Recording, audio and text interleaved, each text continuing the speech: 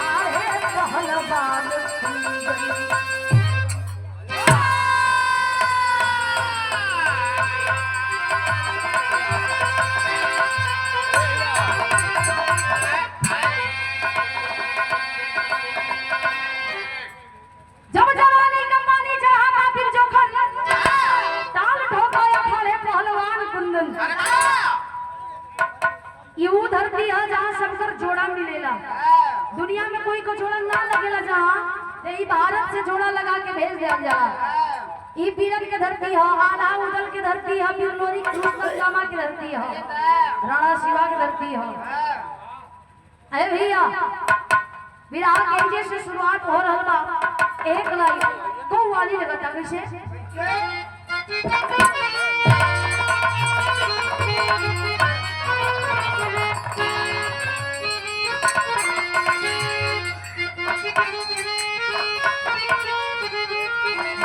मधुर पानी से सुन के लोग मोहित हो जाए। उड़ल के आइए अरे बजा दे बजा दे बजा दे श्याम बसुरिया समझा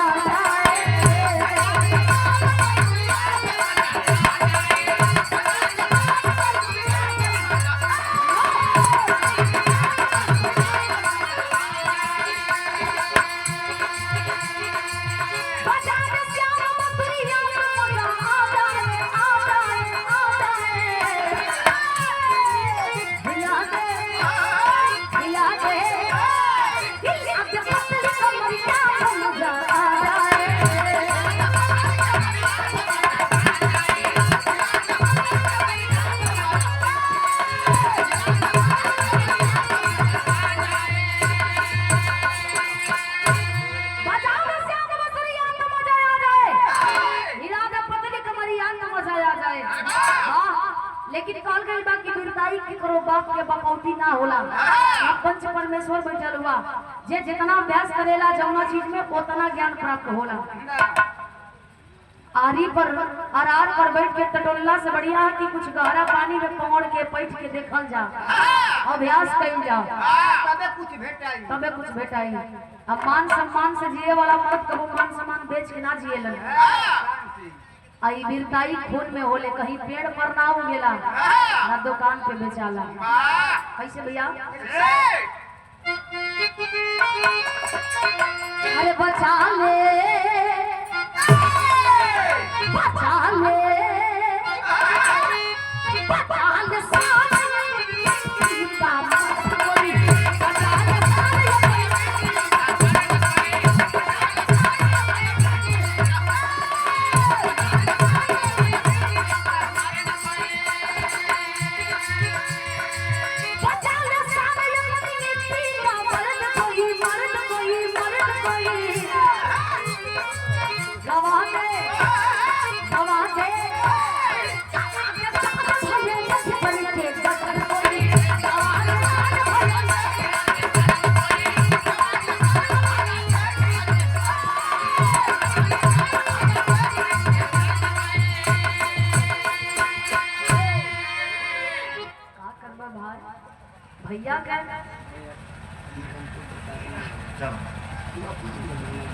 ध्यान तलेने को है ना। अरे एकदम खैर बढ़िया दोनों आज तक डबल मेहनत है क्या करता ढोलक भैया ए भैया कहानी के तरीके से आप लोग समझ ले कहानी बात कहाँ के भैया शांति रहे भैया शांति रहे भैया ड्राइवर भाई शांति रहे ए भैया कहानी बात कहाँ के कैसन बात शीशा जैसन झलक जाएगी गौर करेंगे यही भारत के अंदर एक नामी प्रांत हरियाणा प्रांत के अंदर एक नामी जिला अंबाला नाम आप लोग सुन ले हुआ। वही जिला अंबाला के अंतर्गत एक छोटा सा गांव प्यारा सा कस्बा जेकर नाम बताओ वीर बांगड़ा गांव। वही गांव में रहे वाला एक छोटा सा गरीब दुखियारा परिवार जो ना परिवार में एक बुढ़िया विधवा मतारी है जिनका नाम बतावल गई कुंती और वो बुढ़िया माई के दो ही संतान जेकर नाम बतावल गई बेटवा का नाम कुंदन और बिटिया का नाम अंजू। बाप का साया बचपने से उठ गया है। विधवा मतारी अपने बेटा बेटी के गरीबी में लालन पालन करत ही जो घर से बाप का साया उठ जाला वो घर के तनी बिलखी बिलौरा हो जाला। आप लोग जानत हैं बाबू ना रहना तो जीवन जियल बड़ा कठिनमय हो जाला भैया। अब परिवार में एगो विधवा के रह के और बेटा बेटी के पालन पोषण के लिए और ज्यादा जिल्लत हो जाला। काहे कि आज के दौर में या पहले के दौर भी रहल विधवा लोगन के कोई देखल पसंद ना करेला। अगर पहले कहीं खूब जात बड़ा आज सामने पड़ गई तो लोग कहें कि विधवा कहाँ से सुबह सुबह पड़ गई अन नसीब होई कि ना होई ताना सहे के पड़ेला। माई लोगन के घरे में जाके चूल्हा चौका बर्तन धोवे का काम करे झाड़ू पोछा खावे करके लेके आवे भीख टुकड़ा मांग के लेके आवे जौन मिले वही में अपन बेटवा अपन बिटिया गुजर बसर करे थे। एक मेरा भोजन नसीब हो के तो दूसर का मेरा चूल्हा उपास करे। ये तनी गरीबी चरम सीमा पर हो। धीरे धीरे धीरे समय कट गई समय कट जाला भैया। सुख और दुख दोनों एक ही सीधा के पहलू हो। सुख ना रही तो दुख का आभास ना हुई और दुख ना रही तो सुख का आभास ना हुई। गरीबी में जीवन बीता था धीरे धीरे 22 से 25 साल तक बीत गई। गरीबी कमर तोड़ दिले हो। बेटवा हट्ठा कट्ठा जवान भइलन बिटिया भी जवानी की दहलीज पर कदम रख ले ही। माई सपना सजवले रहे बचपने से कि बेटा जब जवान हो जाई तब बेटवा से एक ही काम कराई कि हमार सपना बा। बेटा के कहली बोला के कि एक कुंदन एक गांव ए समाज में कुछ अगर करे के बा एकरा खातिर अभ्यास और मेहनत की जरूरत होला। बेटा कुंदन समझ ना पावत हो घुमा के बात बोलत है। माई कहली कि जानत हुआ नामी पहलवान रहल गाना पहलवान कहला हाँ जानत है समझावत ही कली कली रही कि जैसन तू नामी पहलवान बन के ये विधवा मतारी के सपना पूरा कर दलाल। आय हाय बाबू इतनी बतिया जब कहली माई मुंह में जवन कवर रहल मुंह में रह गई। बिलक पड़लन कुंदन कहन कि बा माई एक बेरा का भोजन नसीब ना होता एक खान पान रूखा सूखा लूट सत्तू पर पहलवान बने के कहत हो। आखिरकार कैसे पहलवान बनो माई हौसला देती है समझावत है।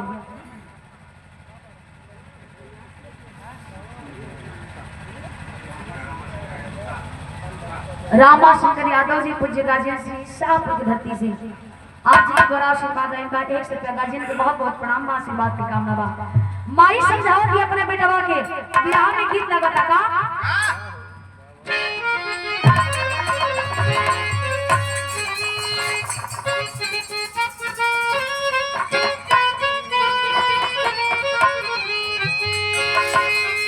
पहले के गीतन का बातें कुछ अलग रहा।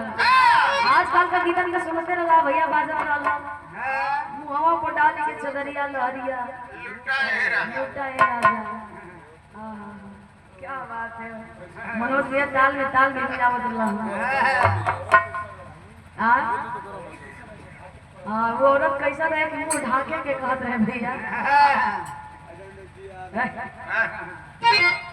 हर गीत देखा कैसा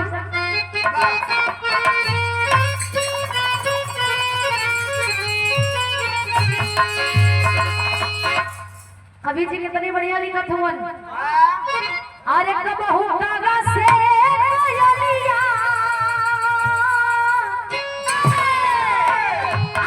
कबहू कागा से कोयलिया ये मेल ना होई आरे मेल ना होई अब बालू के चलो भेगाई बात तेरा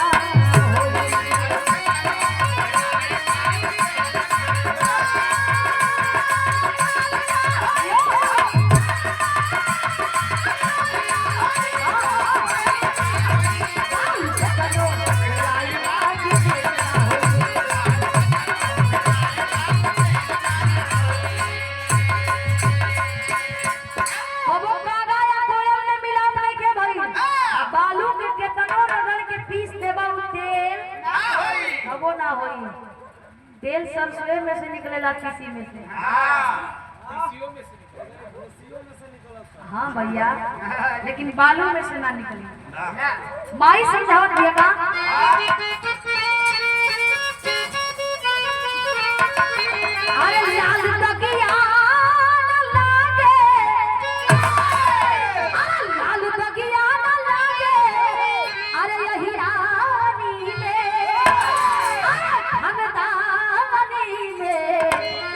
नाम पढ़ा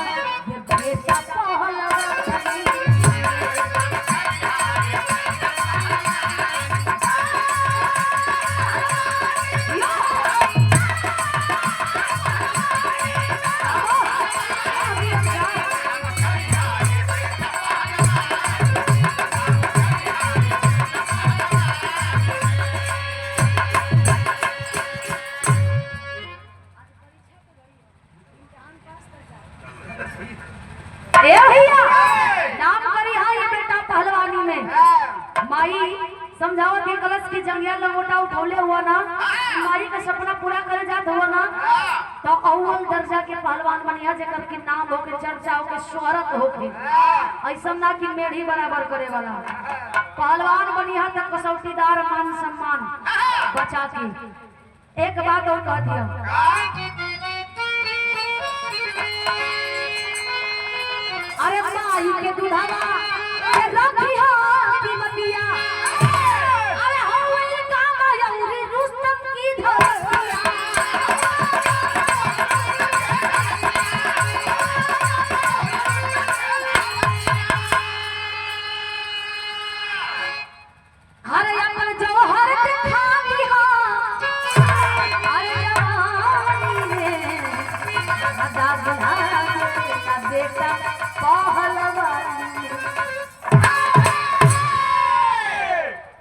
माई कलश की ये दूध का कीमत रख लिया लाल तब तक से बेटवा कुंदन अखाड़े बजा के रियाज करे लगलन और रियाज करे लगलन धीरे धीरे 2-4 दिन बीतल तब तक से बहनी अंजू को तबीयत खराब हो गई अंजू को तबीयत खराब हुई हॉस्पिटल ले जाके भर्ती करौलन डॉक्टर गंभीर बीमारी बता देलस और जब डॉक्टर गंभीर बीमारी बता देलस हो भैया तो चिंता सतावे लगल बहन का बीमारी का चिंता सतावत हो यार कुंदन गरीबी में कुश्ती लड़त हुवन पहलवानी जोर आजमाइश करत हुवन तो यहाँ गीत बदलता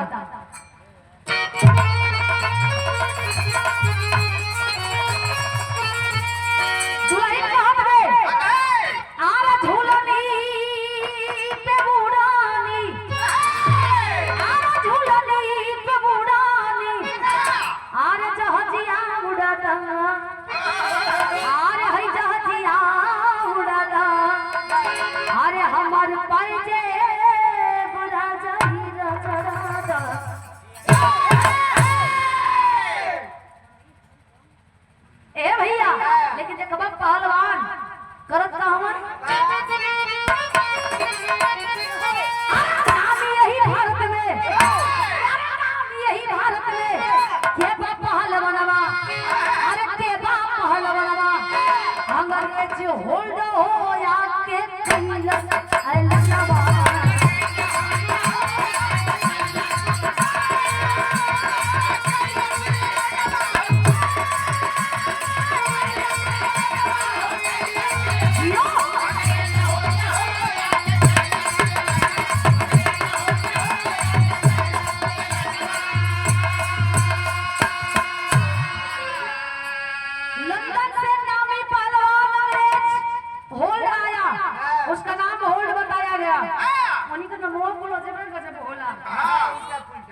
कोल्ड टेढ़ा मेढ़ा समझे में नहीं आवत मनोज भैया तनकी सा जीव लड़ पड़ाई गलती बोलाई तो समझ ल कि जो ना कहे तो वे कहे उनका नाम वाला लैंडमार्क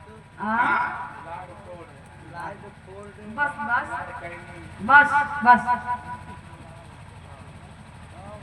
अंग्रेज के साथ में रहल हूँ गुरुजी अभी रहत हूँ ऐसे जानत हूँ हां भाई अंग्रेजाई नाल है ना अभी है क्या बात है यही तो है भारत की खूबसूरती कि विदेशों से लोग आकर के यहाँ रुक करके पसंद करते हैं इस हमारे देश को और गुरु जी उसमें का एक अहम ऐसे ऐसे मास्टर को पसंद करते ऐसे मास्टर को पसंद करते हैं पढ़ावे वाला गुरुजी क्या नाम होगा हाँ कायशा क्या बात है कायशा कितना सुंदर नाम है अच्छा ये लंदन वाला है अच्छा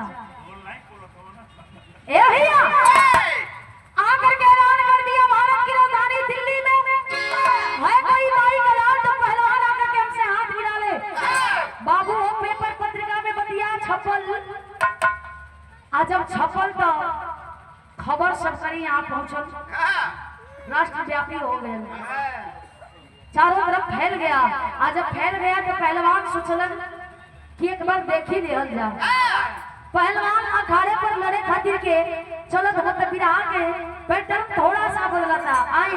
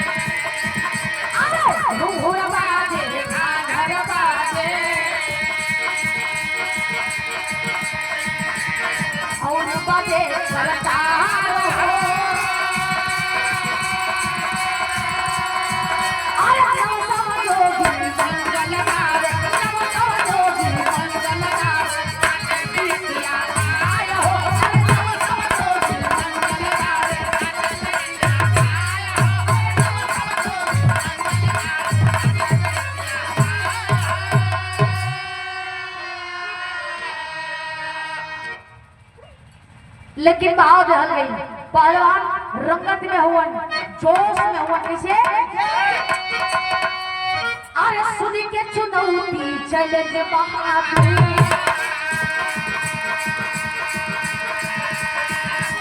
सुनी के चुनौती चैलेंज बहादुर हिटल मरा हो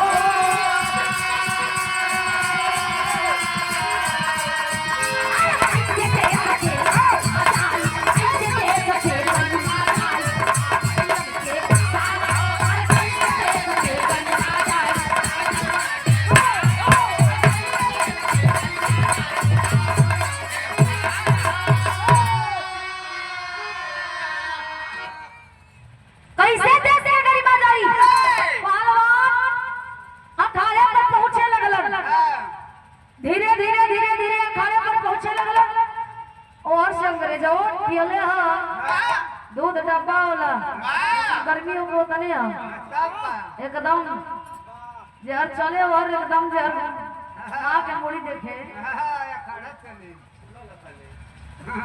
खाली फूलल डब्बा का दूध पिए अब तू देसी गाय की ऐसे देसी गाय के बचावा उनके खाना किया था जा ए भैया अगर अखाड़ा पर भांजक बयार से पहलवान पट्ठा पहलवान गईलन तो जोर आजमाइश करें नामी नामी पहलवान जिनकर नाम एक बड़ा विशाल काय नाम था कौन कौन रहला विरहा में गीत लगाता गुरुजी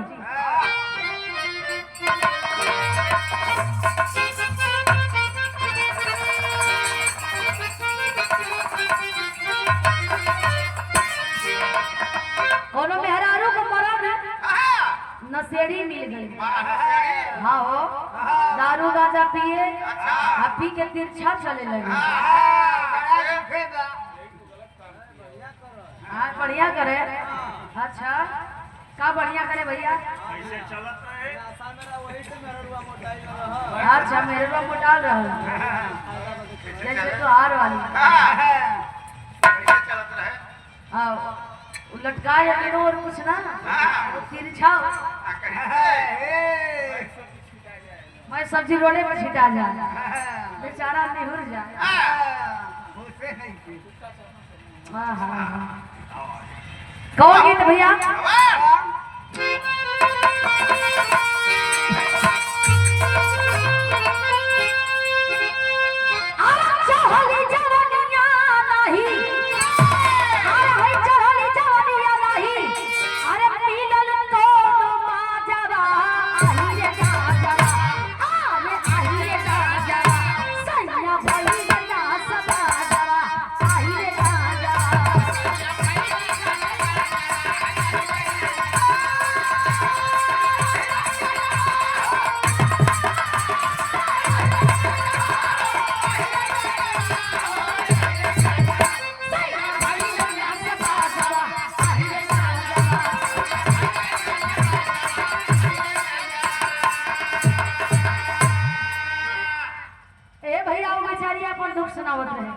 लेकिन एजन नामी पहलवान चल रहा होंगे।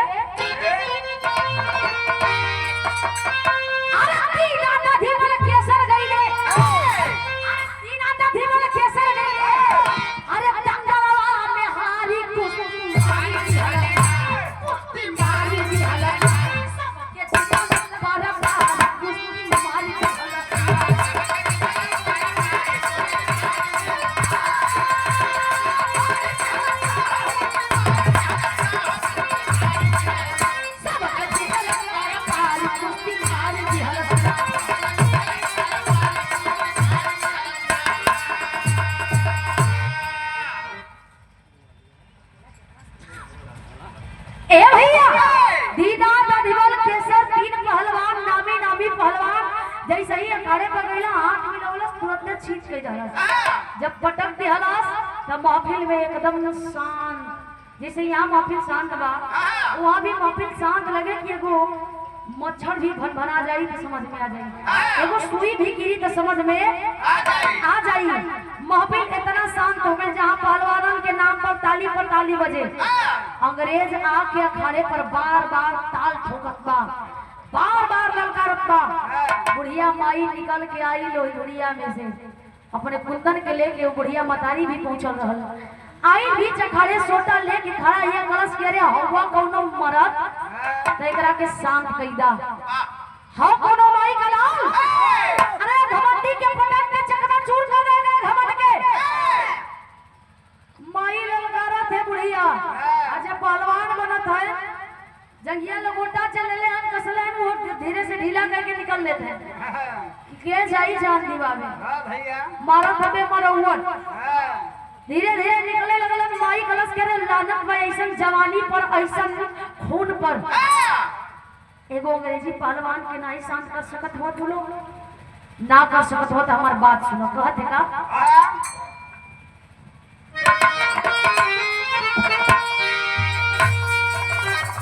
अरे अंग्रेजी कार भी हल देशवा के बनिया पहले भाया याद फिर से जंगल में घुमनिया।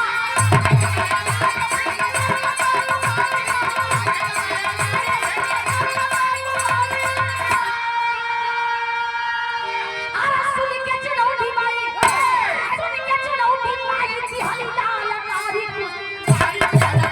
कुश्ती मारी ई कई के पता कुश्ती मारी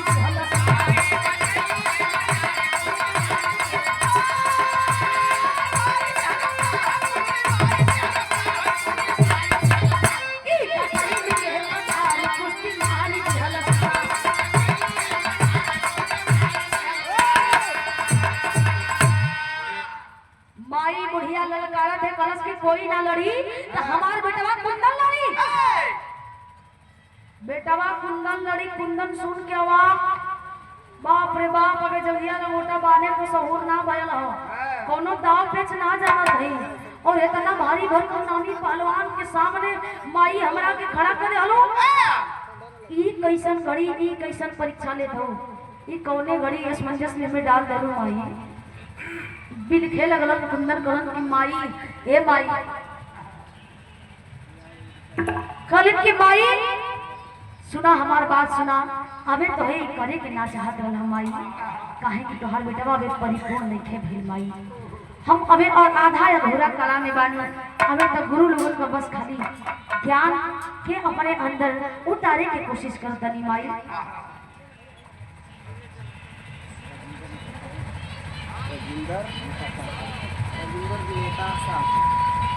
राजेंद्र नेता नेताजी साहब के धरती से आशीर्वाद दिले बानी। 100 रुपया बहुत बहुत धन्यवाद बा, प्रणाम बा, आशीर्वाद के कामना बा। ए भैया माई के बतिया सुनलन कुंदन बिलक पड़लन माई। हौसला देखिए कलश बेटा, हिम्मत ना हारे के। जिंदगी में मौका एक बार मिलेला, अब मौका के ठुकरावल ना जाला। हो सके इनाम शोहरत तोरे इंतजार करत होके। तब यहाँ थोड़ा सा करुण भाव बा विदेशिया का।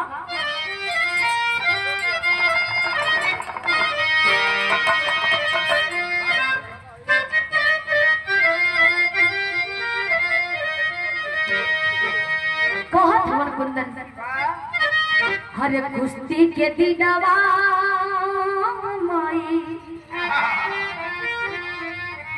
अरे जंजू के दिमरिया में हमरा के दे के बा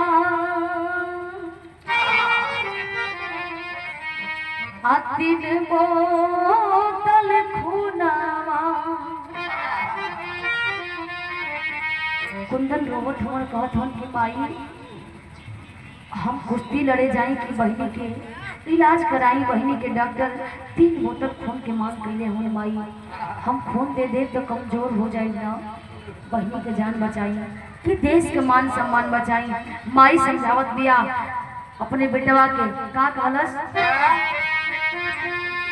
अरे खूनवा से बढ़ी के बेटा आज देश के कीमतिया हो, आज खाइले आज बिरथा होई, आज दूधवा माखना। माई कलश की भी टुकड़ा मांग के लिया कि तोहे पाल पोस के इतना बड़ा कई रहले, आज खियावल पियावल मेहनत पर पानी फेरल चाहत बड़ा कुंदन।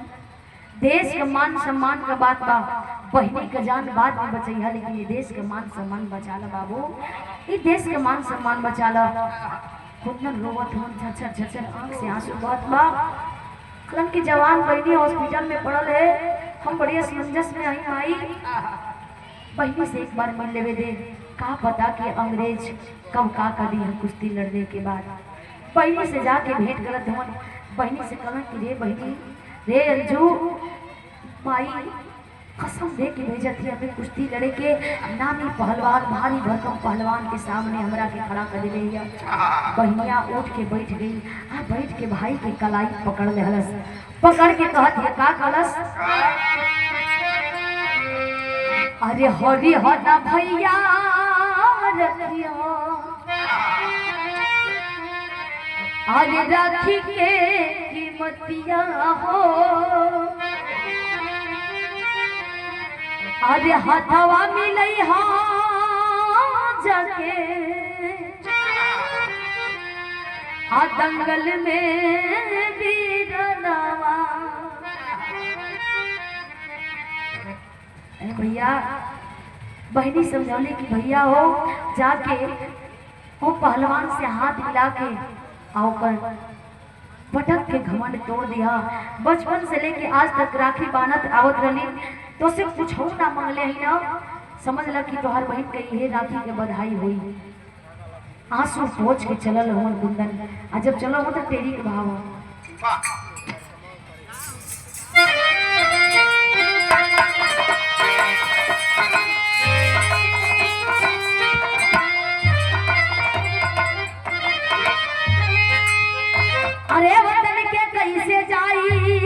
पनिया ए भैया वतन के कैसे जाई पनिया कच्चे वादे हिंदुस्तान के लोहा मारे दुनिया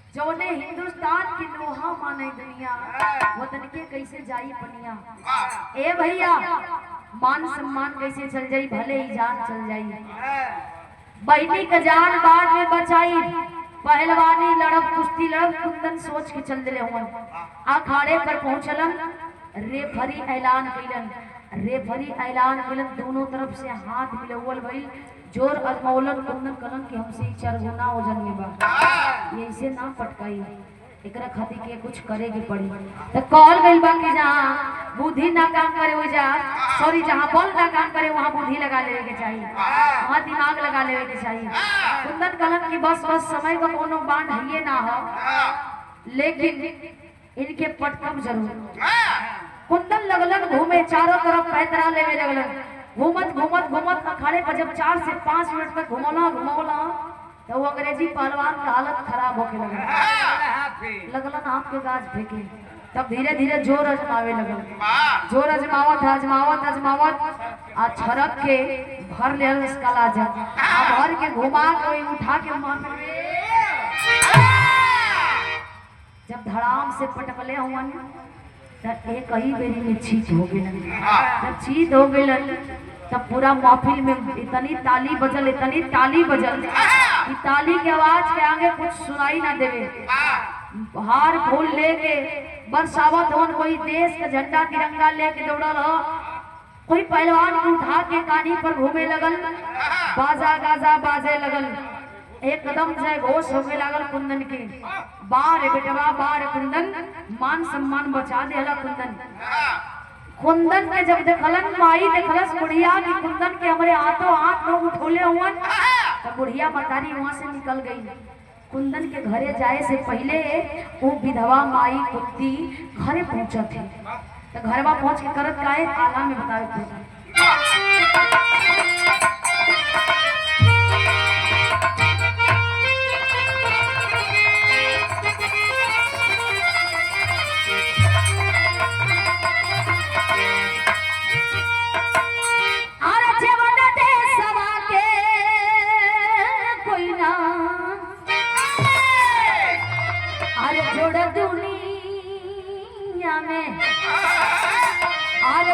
सवा हो मोर काला हिंदुस्तान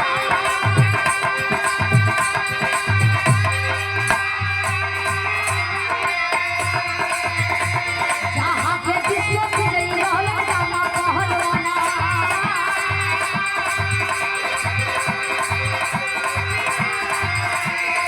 जोने धरतिया गए ये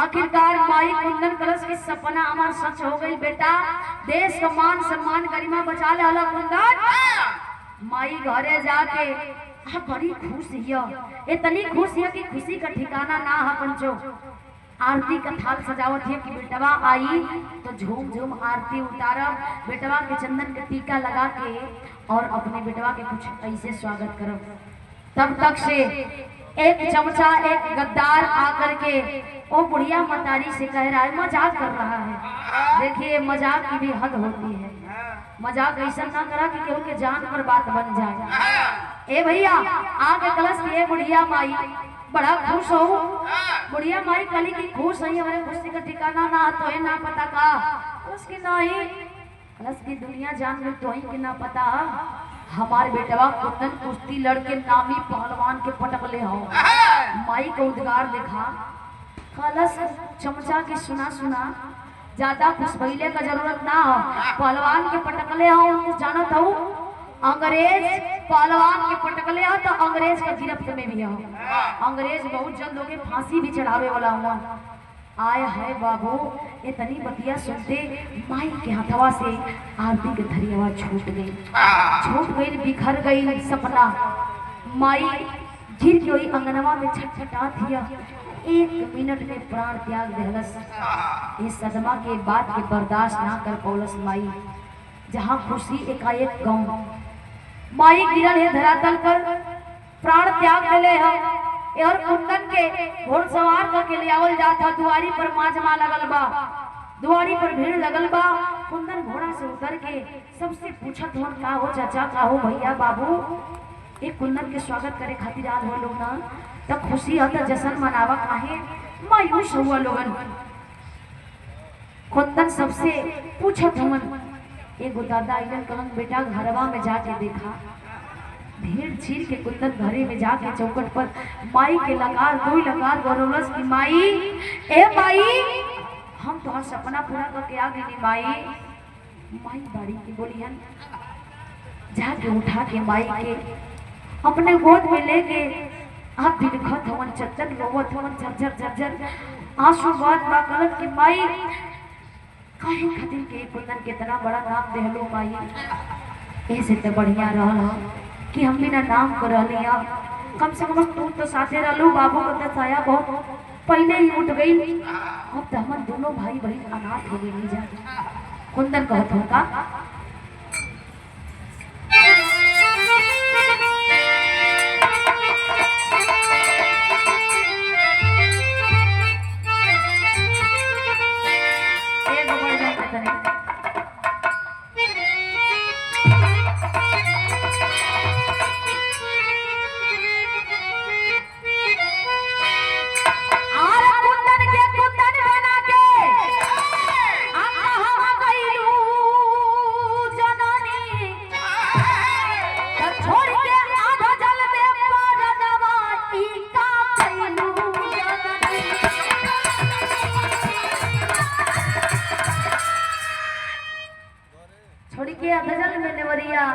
इका कैलू जननी आखिरकार ई बीच मझधार में नाय डूबत के माई। केहू खेवनहार ना, केहू पतवार ना, ई का कैलू। बहनी के हॉस्पिटल से लियावल गइल हो रे बहनी, तुहार माई के आखिरी विदाई बचन के भेंट गइले।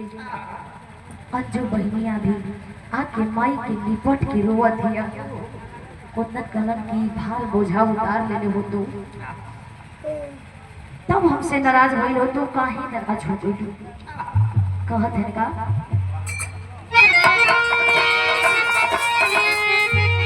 अरे भरे नाही बोली तोहरे दूध के कीमतिया, आरो रे भैया बहिनी आज फूटल किस्मतिया।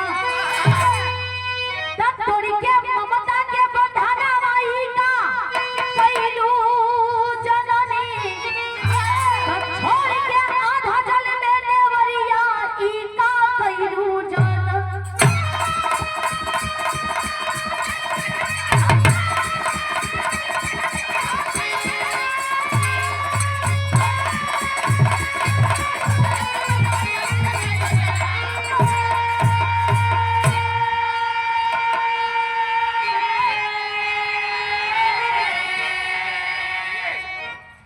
कुंदन और अंजू लिपट के माई के लसिया से रोवत हवन। कुंदन कहलन कि कम से कम जवान बहनी के कन्यादान कर दिले हो तू, तब कम से कम कुछ तो भार बोझाई बेटवा के हल्का हो गई हो। दुनिया का रीत बा, जे आई बाऊ के जाए के बा, गाँव समाज परिवार के लोग समझावत हवन। समझा के वो बुढ़िया मतारी के अंतिम विदाई कैलन। क्रियाक्रम भइल, धीरे धीरे समय के साथ सब कुछ ठीक हो गई। कल गई बा कि समय के साथ हर घाव भर जाला। बहनी के बढ़िया हॉस्पिटल में इलाज करौलन और घर भर देख के कन्यादान कैलन, अपन भी जीवन संगनी खुजलन। ई रहल एगो सच्चा देशभक्ति के कहानी। सच्चा अगर देश में साबित करे के हम देशभक्त हई तो बेझिझक प्राण देदा। अगर कुछ करे के मौका मिले तो पीछे ना हटा। कहल गई बा कि देश के पहला स्तंभ कहालन, देश के वीर सपूत सरहदे हिंद पर खड़ा होकर के रखवाली करे वाला नौजवान तो देश के गरिमा बचावे वाला दूसरा स्तंभ देश के पहलवान भी विदेशों में जाकर के गोल्ड मेडल लाने का काम करते हैं, देश का नाम मान मर्यादा ऊंचा करने का काम करते हैं। आखिरी भाव